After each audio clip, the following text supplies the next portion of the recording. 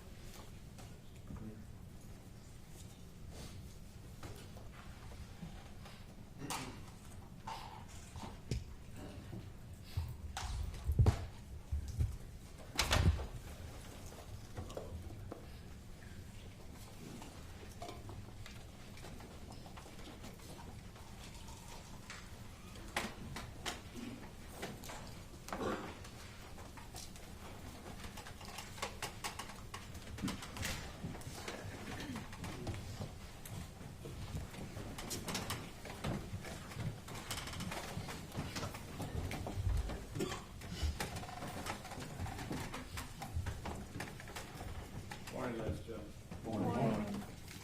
Now ready to continue the trial. Mr. Thompson, you may Please, court, Your Honor. continue.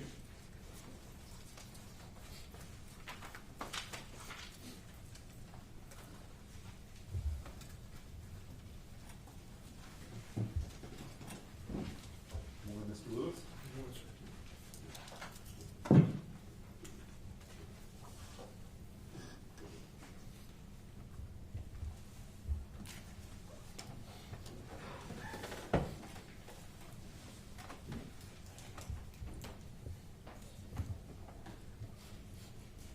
Start off with something a little easy this morning.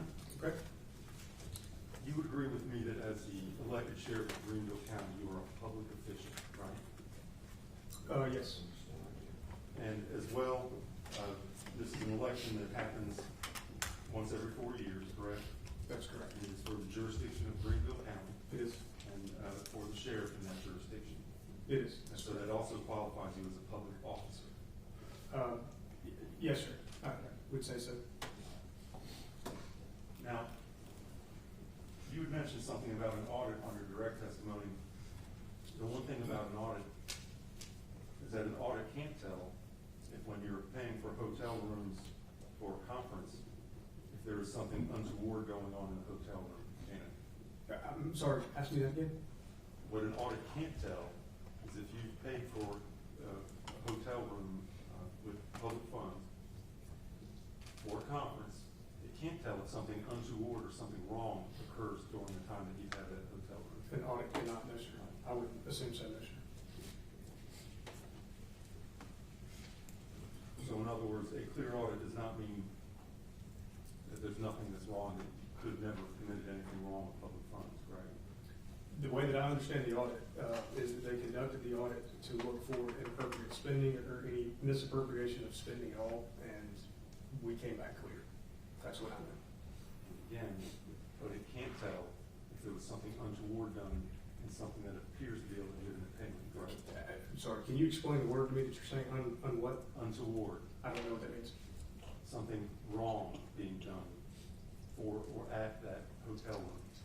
Oh, I would assume not, no. Right. Because they just look at numbers. That's correct. Now, when we talked a little bit about B or Brandon, and actually the real reason Brandon was trying to talk to you so much was he had to leave the law enforcement under bad circumstances, correct? I don't know the circumstances behind Brandon's leaving. I know that he resigned, I believe, under duress. And what he was wanting you to do is to give him some position so that he could put on his paperwork that he left under good conditions, correct? So that when he went to his trade shows, that didn't look bad.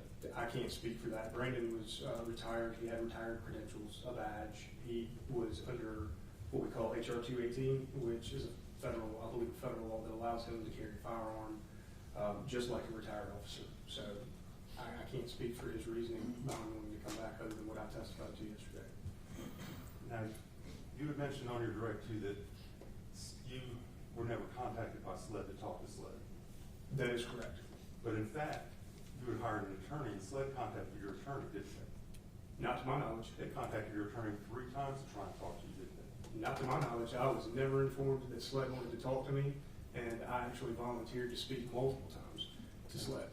Ultimately, you declined to speak to SLED through your attorney, didn't you? I did not.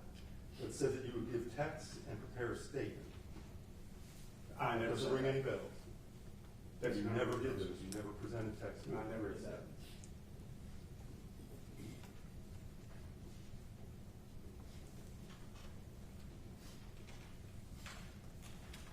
Turn our attention now back to Charlotte.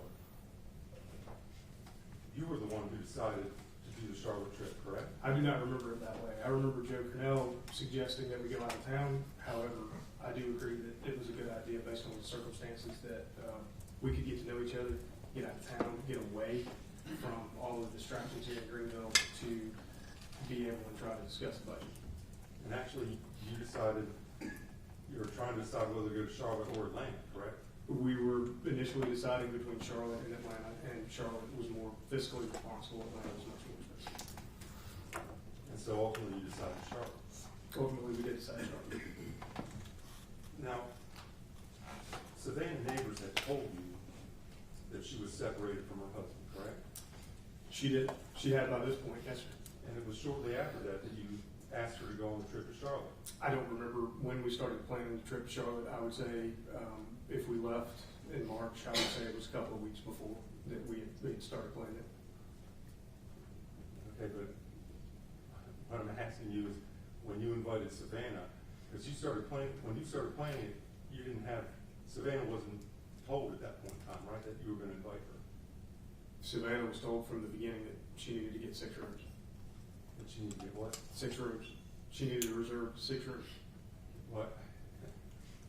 You hadn't yet decided on Charlotte. What I'm asking is, let's go back to the original question.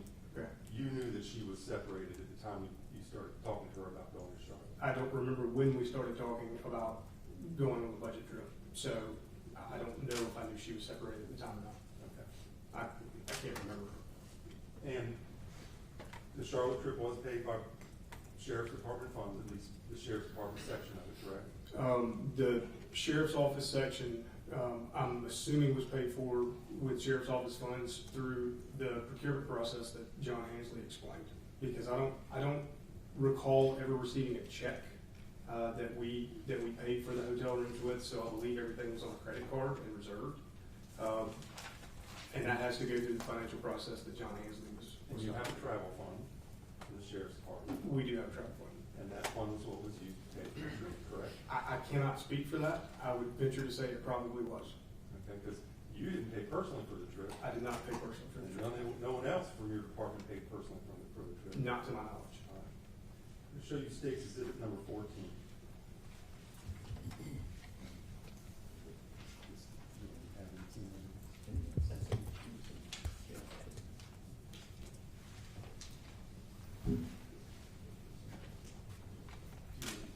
Go through those real quick just so that you know what they are.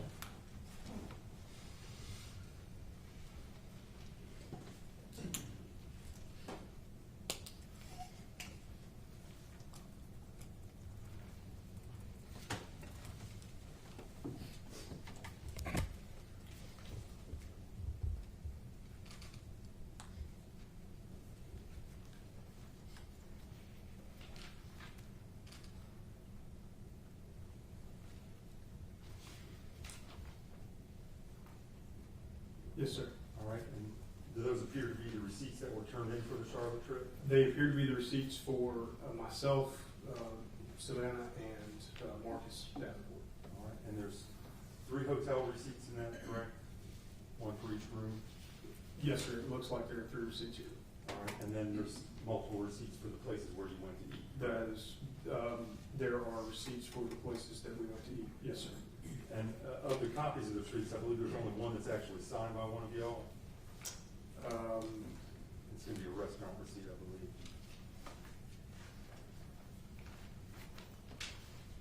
Yes. And that is your signature, right? That is my signature on where it says name, that is my signature, but that is not my signature. That's not my signature right there. Okay, so on the That right there looks like my handwriting. That does not look like my handwriting. So where it says actual signature, that is not my handwriting. But you signed that receipt. I did, right where it says name, I signed it, but where it says signature, that's not my signature.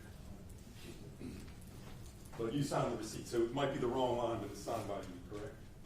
I'm not gonna concede to the fact that it's certified. That is my signature on there, but that is not my signature on the signature lines. So you're not even gonna agree that some of the receipts that you did were signed by you? No, I said it was signed by me, but that's not my signature. That's the question you asked me. All right. Now, you mentioned that when you arrived, that you and Savannah were together, right? Yes. And you had a bottle of Jack Daniels with you, Yes. but you did not have it in your suitcase. You had it out. No, that's correct.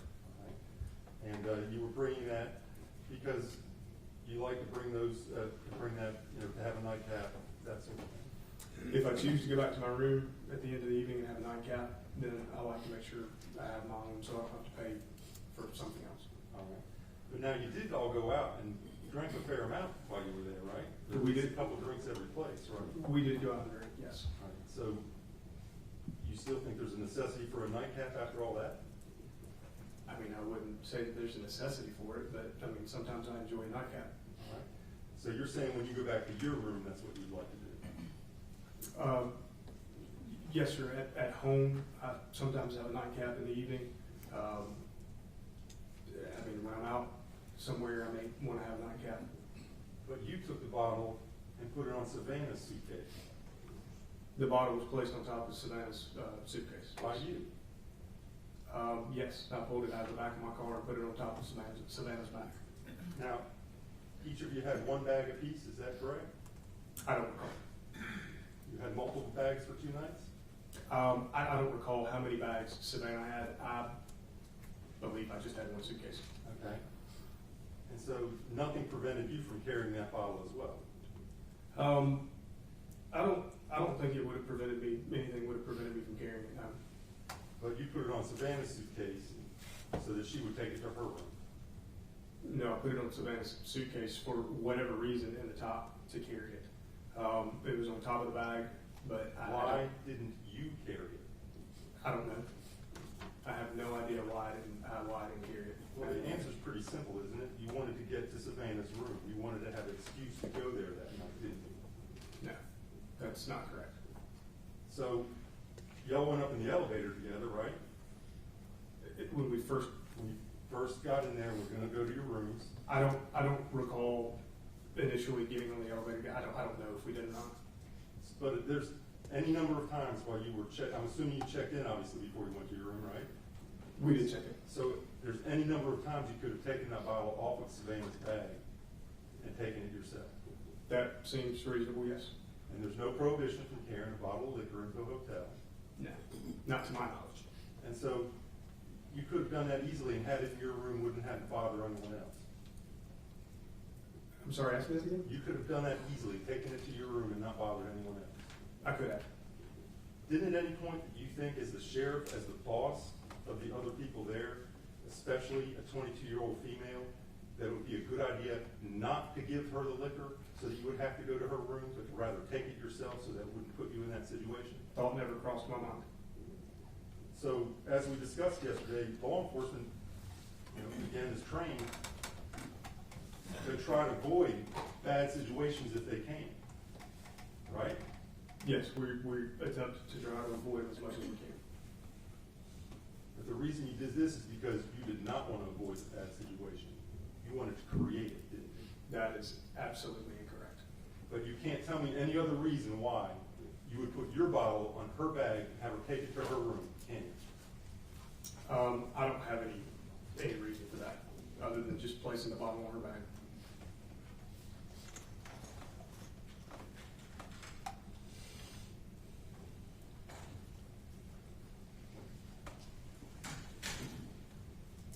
Because as you mentioned,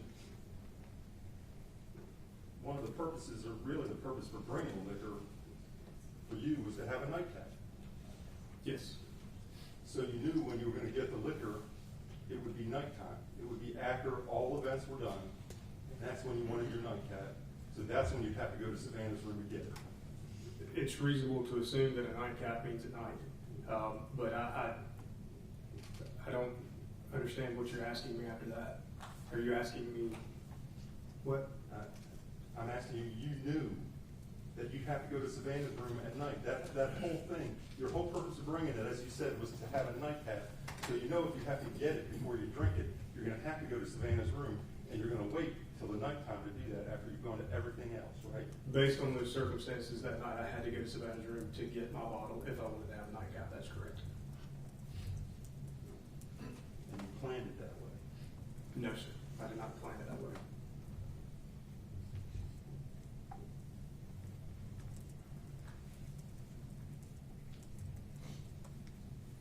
And you didn't think in any way that as her boss, that might be a bad idea to go to her room late at night. Yeah, absolutely. Looking back on it now, it was a horrible idea. And especially when you both had been drinking. We had both been drinking, yes.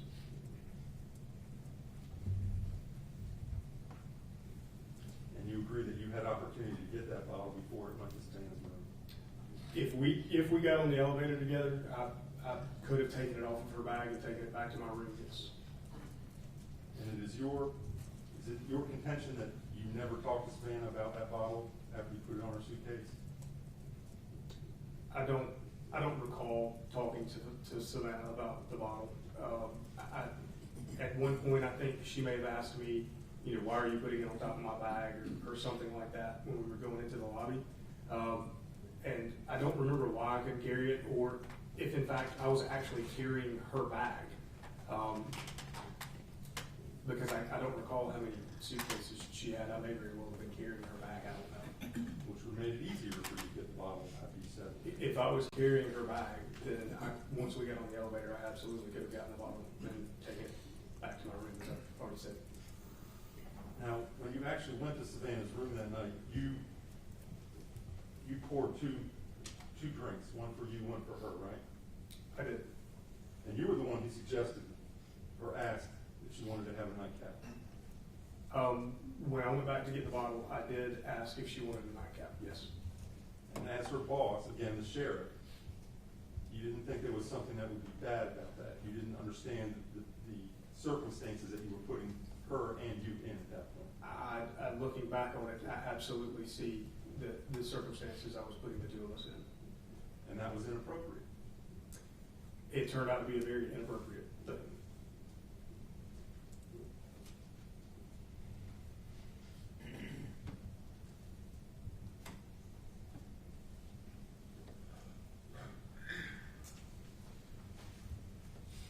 Now,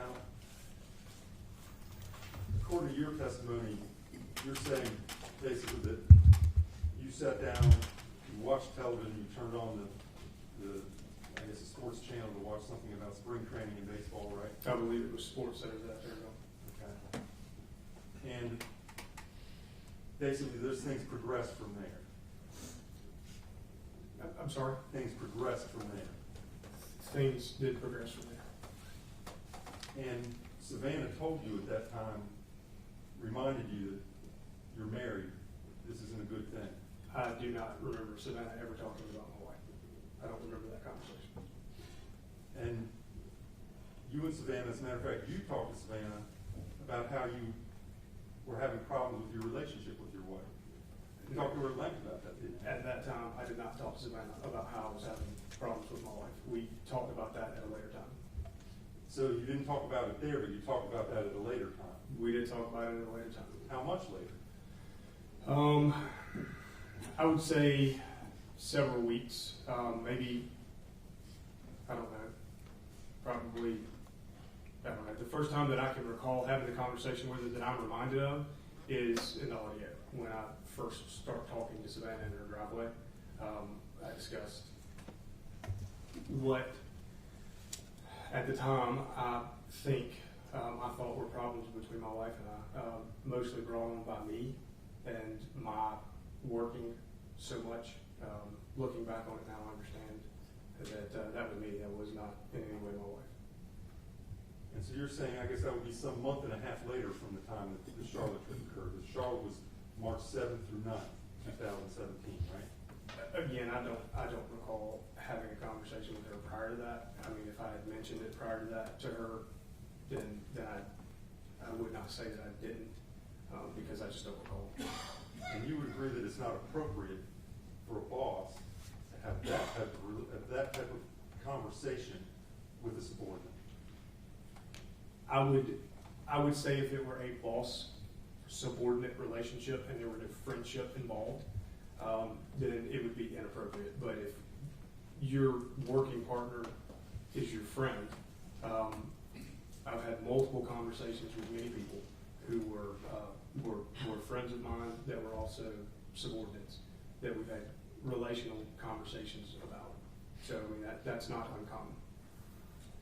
It's not uncommon to complain to your 22-year-old female subordinate that you and your wife are having problems, and to the extent that you explained you weren't having sex for some period of time.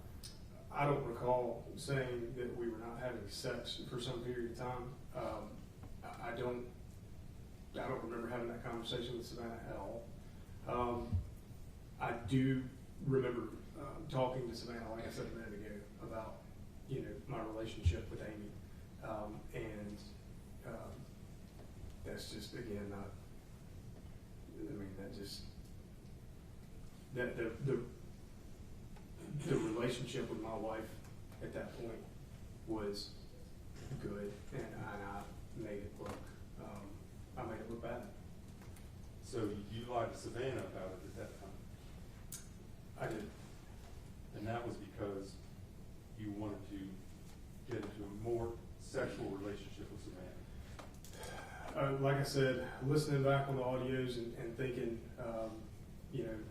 that's exactly what it sounds like, that I was continuing to try and pursue an affair with a woman that was not my wife. Very ashamed. All right, so you said you don't remember telling Savannah that you and your wife hadn't had sex for a long time, correct? I do not remember that conversation. But you're not denying that you said that, you're just saying you don't remember.